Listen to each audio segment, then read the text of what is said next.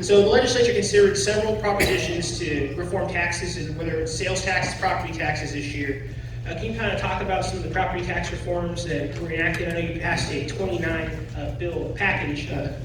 Was it Friday night? That was a late night for you guys. Yeah. So, well, I'll tell you, the state had just about a $3 billion tax, quote unquote, windfall in the last year.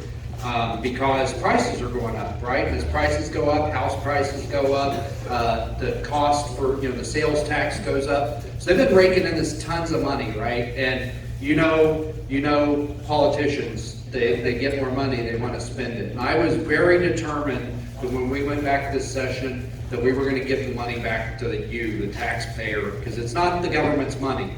It's your money. It's our money as citizens of the state of Kansas. One of the things that we did with that windfall is we took $1 billion of it and we paid the Capers debt. So that Capers is now solvent. Yeah. But there's an added benefit to that. The added benefit to that is that we're paying $100 million less every year in debt service, which we can get back to you in the form of tax cuts. So, as Matt said, we passed a whole stack of tax bills, and you've got them there, so I'm not going to go through all of them. But basically, to reduce the tax burden, to put more money in your pockets, so that you can combat this inflation yourself by having more money to pay for the goods and services that are going up. And we're not done. There's another tax package that we'll probably come back on April 25th and look at, including the historic tax credit to revitalize downtowns that I sponsored along with these gentlemen that I'm very excited about. But that money's going back to you, or they're spending it over my dead body.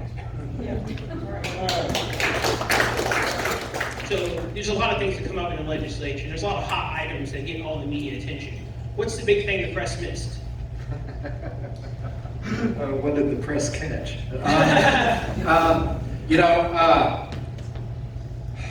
Gosh. Sandhill plums. Yeah. Yeah. The state fruit is now Sandhill plums. So yeah, there you go. Now, there are all these hot button issues that dominate the headlines, and it's even more so in an election year, right? Because everybody's building ammo for that, going door to door and saying I voted for or I voted against.